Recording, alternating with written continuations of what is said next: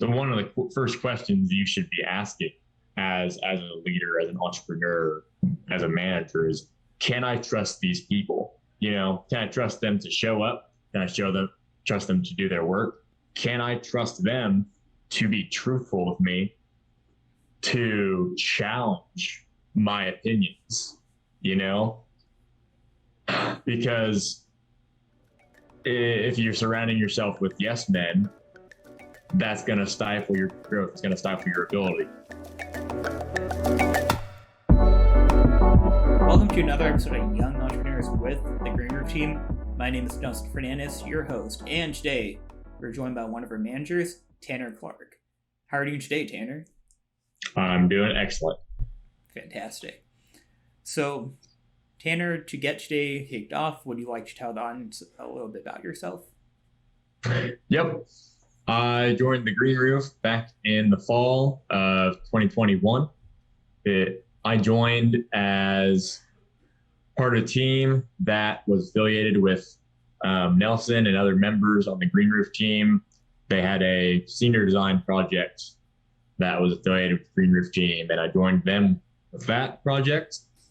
Additionally, I joined them in the Green Roof wind turbine project, where I focused on material selection and manufacturing processes. So that was how I got involved in Green Roof team, and yes, the rest is history. Here we are now. Besides that, for my day job, I am an operations trainee for Archer Daniels Midland Company. Sweet. So, everyone, you got a special episode today. We'll be taking a topic from Kevin Johnson's The Entrepreneur Mind book, specifically required criticism and disagreement in your company. So, getting today's conversation kicked off, Tanner, I found a quote from the book by Mahatma Gandhi. Honest disagreement is often a good sign of progress. So when you hear this, what do you think about? Yeah, I think the first thing that comes to my mind when I hear that quote, first part of the quote being, honest disagreement, I think that is built on a foundation of respect. I think that the majority of times when you are speaking with a peer, your coworkers and colleagues, and especially your superiors, like say your managers in a business, in order for there to be that honest disagreement and open constructive criticism, there needs to be a mutual respect between both parties. When that respect and additionally that trust isn't there, I don't think that anyone is truly honest with one another, because they're thinking, oh, what if this person thinks less of me, or what if there are consequences for my dissenting opinion? But when we can trust one another to actively listen to our concerns, and when we respect one another's opinion and actually, heed what they have to say, that creates an environment where we can speak up and where we can offer those criticisms. By offering the criticisms, we can move forward and we're making progress. Otherwise, you're really at a stalemate as a company, as an organization, and within your projects. Cool. I couldn't agree more. In any team setting, trust is always a top priority. Ensuring everyone can not only be on the same page, because there's always going to be disagreements on every idea there could be. But if you have that trust, you can always come to compromises and build that pathway together. Trust is one of those most critical aspects between the team.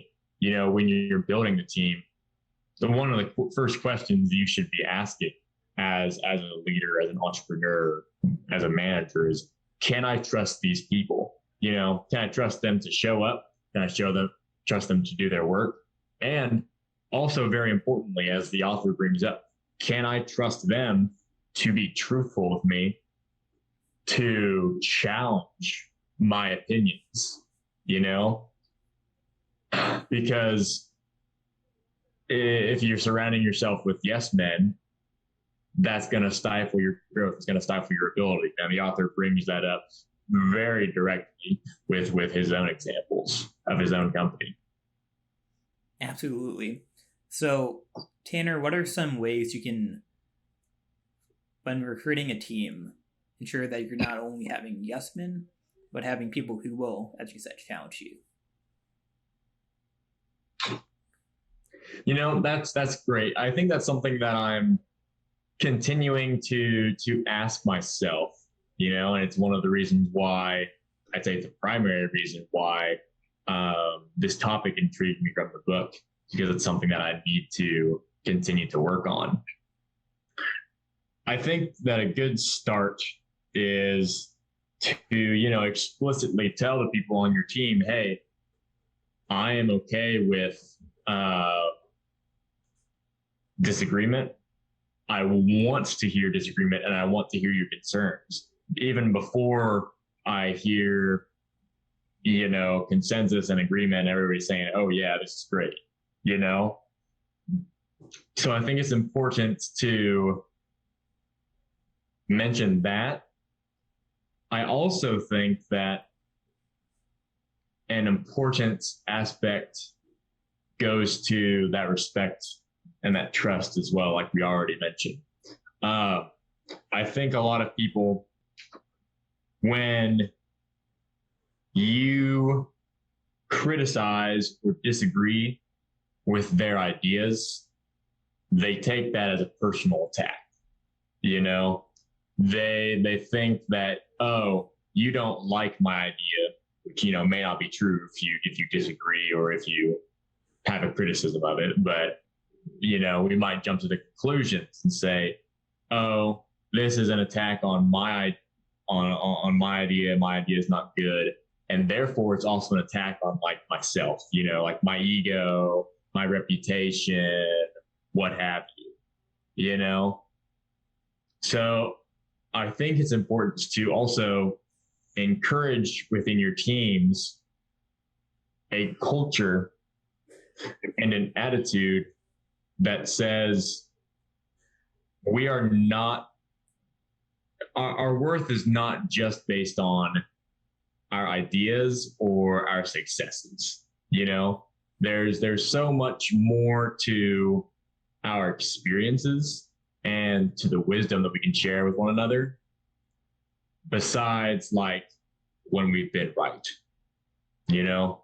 So I think encouraging that open dissent, as well as like even after the fact, kind of another flip side of this is when something goes wrong, you kind of brush it under the rug and you move on instead of really analyzing your failure, you know, looking at all the failure modes and the effects there,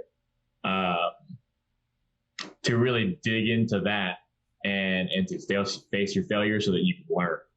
That makes a more resilient company and a more resilient team, just like open disagreement does.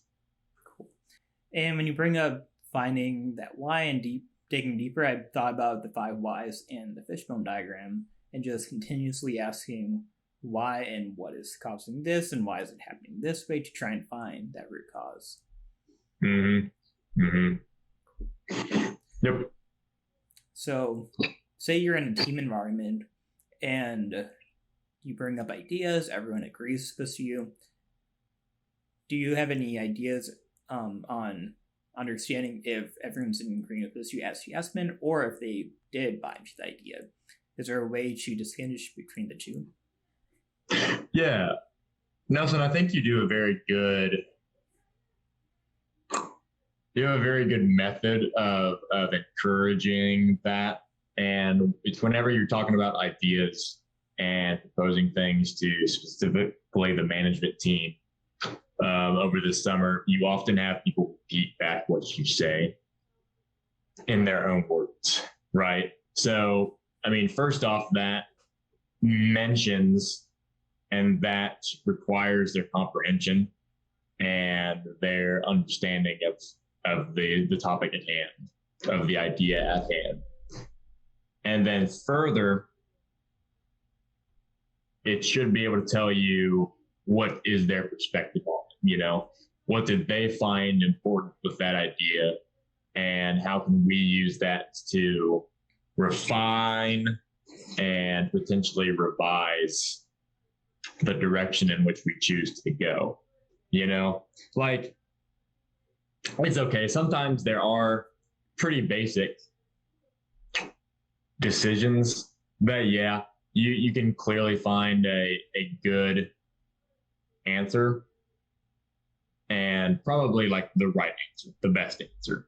But especially when you get into these big directional decisions for the company, the kinds of stuff that I would say the entrepreneur, the manager, the product leader, the stuff they should be focused on, I don't think that there's one perfect solution, So to make people go a step beyond just like nodding their head or saying yes or whatever, do whatever you can to coax out more of those thoughts and more of that retention.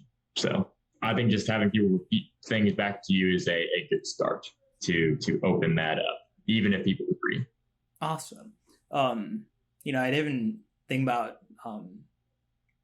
asking someone to like repeat back what idea I bring up to see their perspective. I can just like, perhaps in the beginning when I first began doing that, that's what my motive was, but honestly it just became natural since then. Sure. And I think that's an excellent way to teach people, because I think that teaching is one of the most critical aspects of leading any project or any organization, because you can't do it all on your own. You need to be able to teach people to do other tasks than you can delegate. So, and I think that repetition is teaching. It's a teaching tool, and it's also hopefully opening up to revisions of ideas, and even if that means disagreeing, especially hopefully if that means disagreeing. But anyway, I'll cut you off. So no, you're good. You're perfect. Definitely agree on the revision side, because the more that people can add to something, it can be built up differently. Not necessarily maybe going in a certain direction, but seeing what kind of pathways we can go on. Just like if you're going down, say, a trail, and it can branch off in so many different ways, and the question becomes like, oh, which way is the right way? But instead, the question, I believe, is which way do we want to go together? Earlier today, I was with one of our interns offboarding her and bringing feedback. And usually feedback is, oh, let's talk about all the good stuff, and then anything that went wrong and how to improve upon it. The good stuff, always easy, but finding the bad is always tricky. And the first few times, with our previous cohorts, we just wouldn't have a lot of bad feedback and ways on improving upon it. Instead, it felt like pulling out teeth. But this time around, I had questions out. I had questions that was tailored directly to her. General questions to help not fish it out, but instead hear their perspective on what they think about it. Like, oh, do you feel you used a lot of technical skills? They would mention skills, and then, okay, what about these skills specifically? And then just kind of like weeding out and trying to like navigate and see, oh, what kind of perspectives do they have on it? Mm-hmm. Mm-hmm.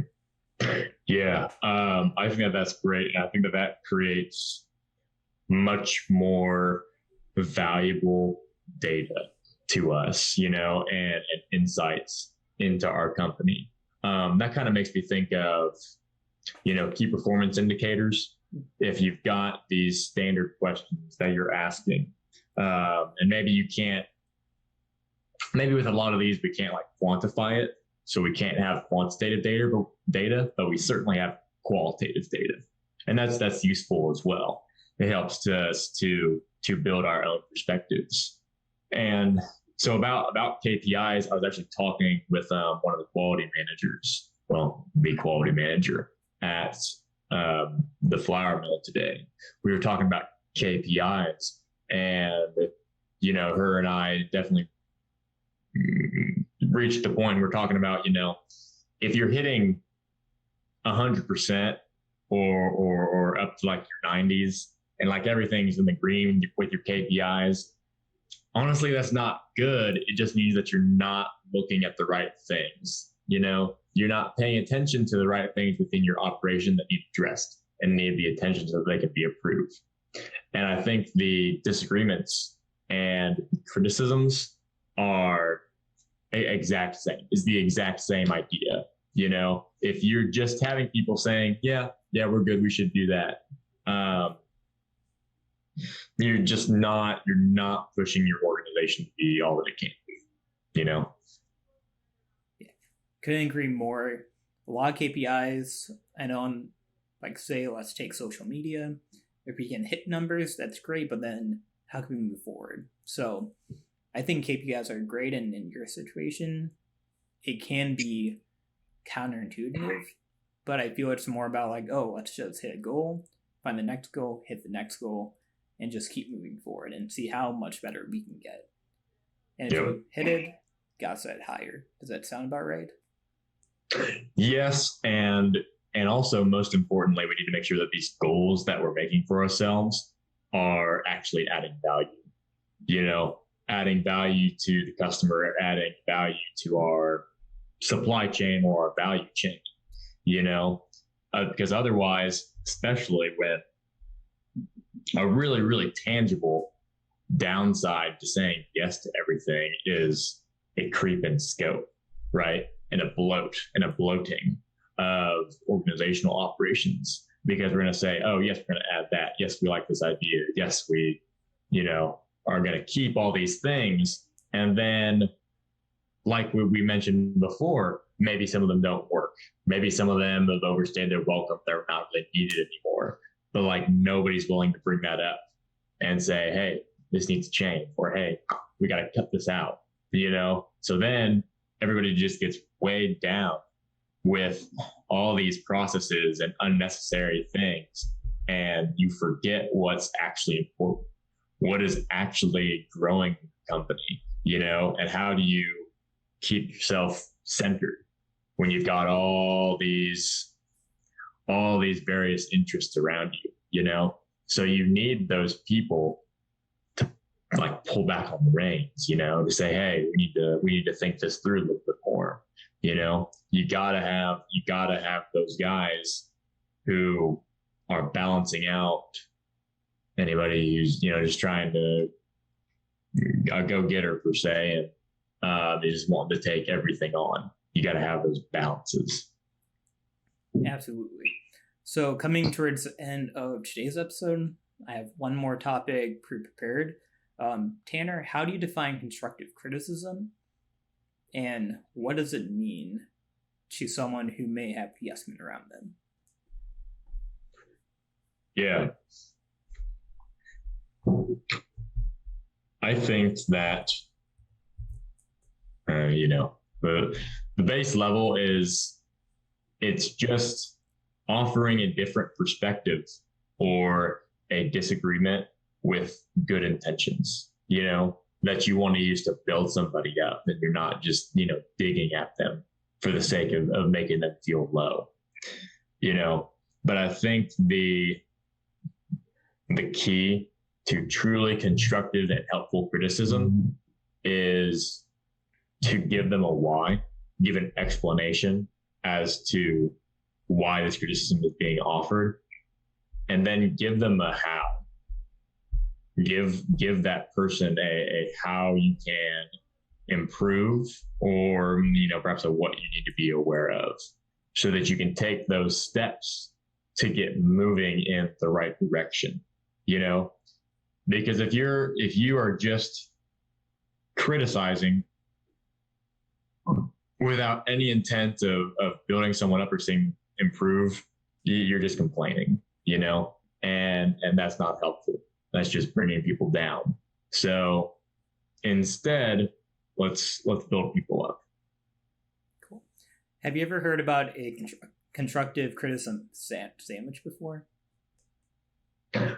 It's the good, I mean, kind of like good, bad, good, right? Yes. Mhm, mhm.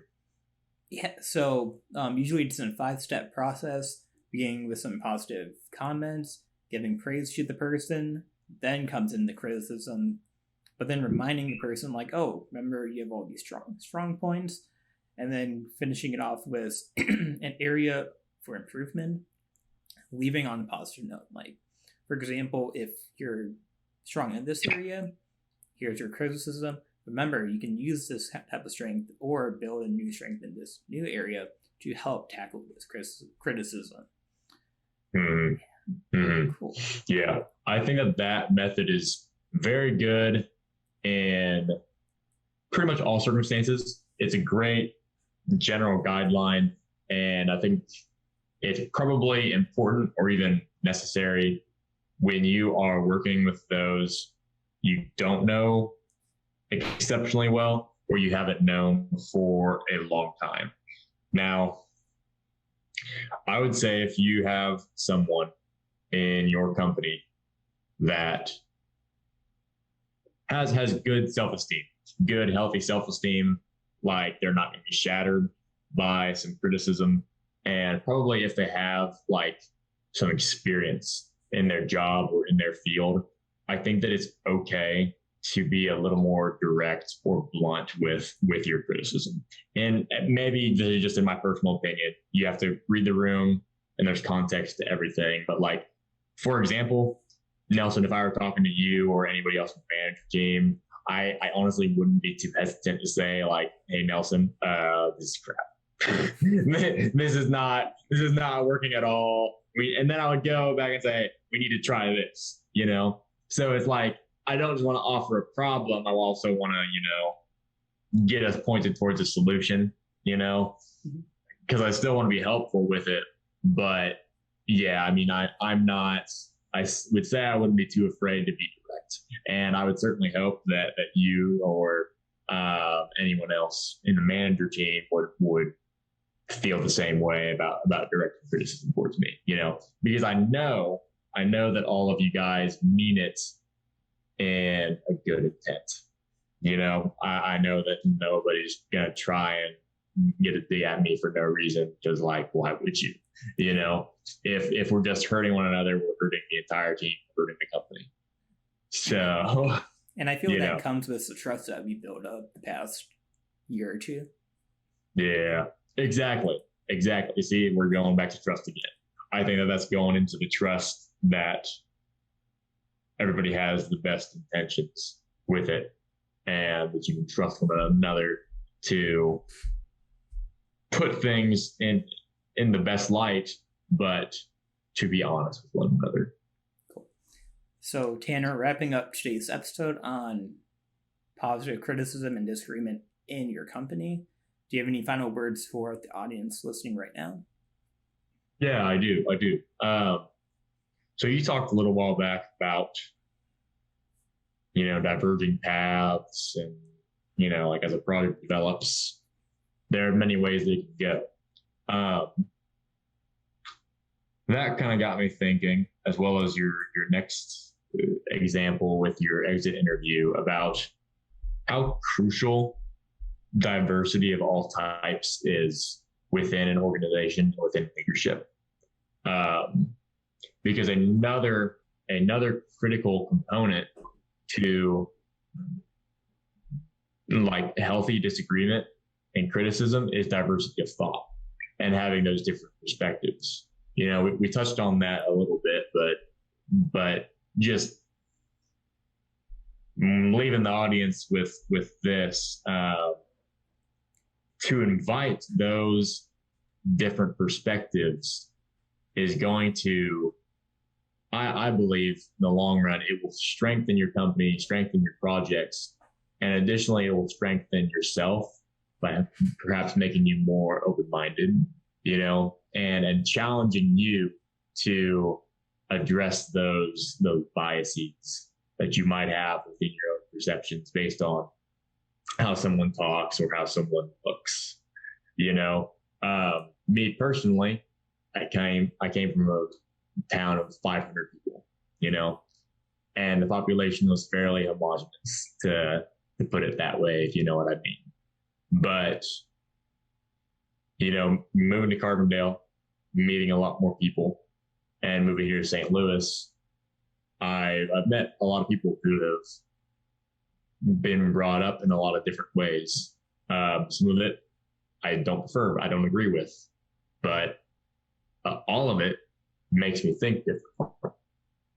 And I hope that I continue to keep an open mind to observe myself and observe those actions, like what influences my decisions. So that in turn, whether it's within my personal relationships or within company matters, I can continue to have a more holistic view of everything. And I think that will improve our longevity and improve our success. Sweet. I couldn't agree more. And I feel 3 good takeaways from today that from what we talked about was building trust in teams to allow for great communication and open conversations, being able to focus on ways on diverging the path, not necessarily just looking at options, but seeing what everyone is bringing up and finding paths that everyone can fit well together. And then thirdly, just being able to have great conversations and understand and empathize with one another. So Tanner, thank you again for coming onto the show today. Always a pleasure. Sweet. And everyone listening, remember, you can find our website in the description and other episodes as well. And remember, stay sustainable.